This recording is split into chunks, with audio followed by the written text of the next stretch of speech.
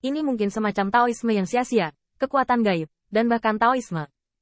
Mata Qin Yichen dingin, dan para pencuri ditangkap lebih dulu.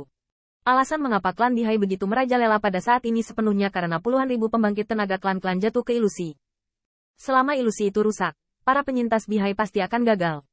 Namun, ribuan korban Bihai yang kuat yang bergegas maju di depannya menyebabkan Qin Yichen untuk membunuh tiba-tiba. Membunuh. Bihai tersapu, menggigil gemetar.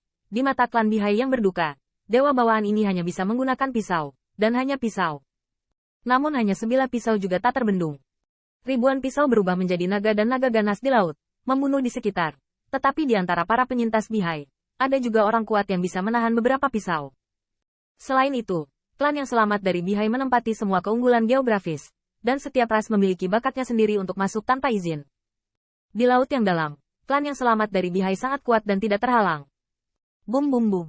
Pedang Qin Yichen keras, dan mungkin membunuh. Tetapi pada saat ini, dia melihat pria tampan putih dan mengarahkan matanya padanya. Sepasang mata ilahi melebar, dan cahaya ilahi yang muncul darinya benar-benar membuat air laut berputar, memantulkan gambar mengerikan yang tak terhitung jumlahnya. Ledakan. Cahaya ilahi yang mengalir keluar dari murid-murid ilahi menyebabkan lautan bergelombang dan bergelombang. Pada saat itu, lampu pisau merah keemasan terkejut. Bahkan Qin Yichen merasa bahwa jalur pedangnya hampir diguncang dari tubuhnya. Pada saat itu, pikiran dan indranya semua linglung. Banyak senjata dan artefak suci bersinar dengan zesti ditikam. Qin Yichen melihat kembali ke akal sehatnya. Jin Tu Bao Dao ada di depannya, dan suara bentrokan emas dan api berkobar. Metode yang mengerikan. Setelah beberapa napas, kekuatan pedang Qin Yichen kembali ke lini sebelumnya, dan sambil menahan para penyintas Bihai, dia tidak bisa menahan diri untuk terkejut. Untungnya, ketika ilusi itu rusak, dia sudah mendesak Chuan Xinlu untuk mencegah kecelakaan. Kalau tidak, pukulan barusan sepertinya bisa menghancurkan kekuatannya. Selain itu, ia juga beruntung bahwa ia adalah dewa bawaan. Tepatnya, tidak ada tubuh fisik, atau bahwa tubuh fisik, jiwa, dan kekuatan semua terkondensasi menjadi satu, dan mereka semua ditransformasikan oleh kekuatan pedang. Kalau tidak, jika itu digantikan oleh tubuh yang diperoleh untuk menyambut cahaya ilahi sekarang, jiwa ilahi dapat secara langsung terguncang keluar dari tubuh dan dihancurkan oleh cahaya ilahi. Adapun kegagalan satu pukulan, pria Baijun juga terkejut. Dewa bawaan benar-benar luar biasa. Tapi sayangnya, dia hanya kaisar Tuhan dan tidak bisa bertahan lama. Qin Yichen menjadi lebih dan lebih berani saat dia bertarung. Tetapi dia juga merasakan betapa mengerikannya pria kulit putih Jun ini tampaknya diubah oleh Clem Jing. Metode semacam ini aneh. Jika dia melakukan dengan baik, dia bisa bernilai ribuan tentara dan dewa. Untungnya, pria Baijun masih perlu menyingkat ilusi. Setelah para dewa bergegas sekali, ia harus menoleh dan sekali lagi dengan dingin menatap puluhan ribu kaisar yang kuat. Namun, di mata pria Baijun, dewa bawaan ini tidak perlu terlalu ditargetkan oleh dirinya sendiri. Ribuan pejuang suku Bihainya sudah cukup untuk berurusan dengan. Untungnya, dewa bawaan ini lahir belum lama ini.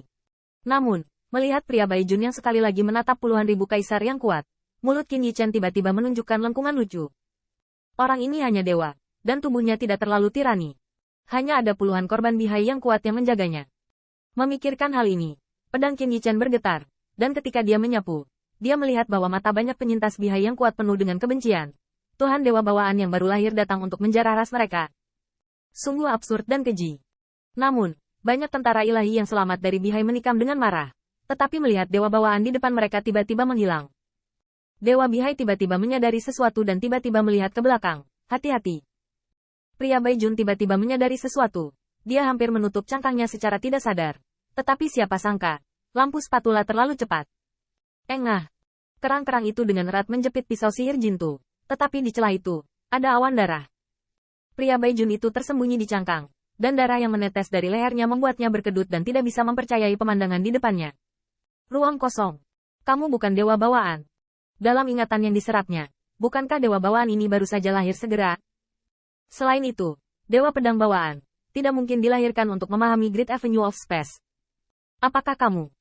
Seorang penyintas Bihai yang kuat ingin bergegas untuk membantu, tetapi bagaimanapun juga, dia selangkah lebih lambat.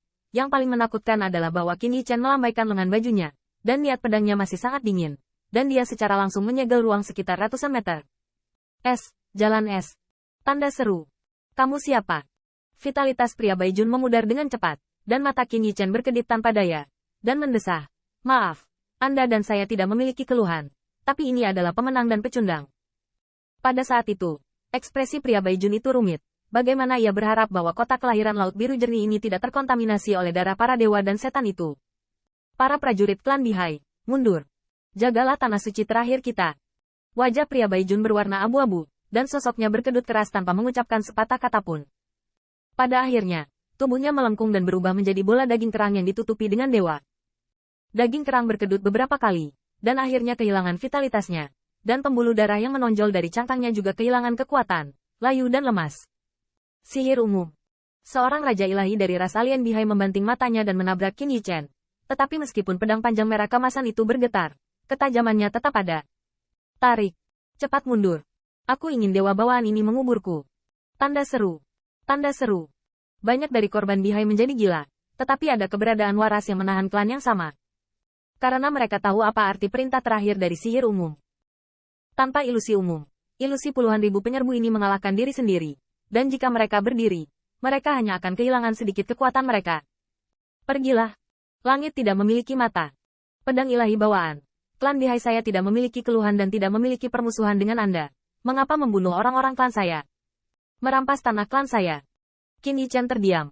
Hanya mencoba untuk mengambil pedang berharga Jintu. Tetapi menemukan bahwa Jenderal Hantu, yang jelas sangat rapuh, benar-benar menjepit pedang berharganya. Bahkan masa daging kerang diperketat, memegang pedangnya, seolah mencoba untuk membeli waktu untuk mundur dari klan yang sama.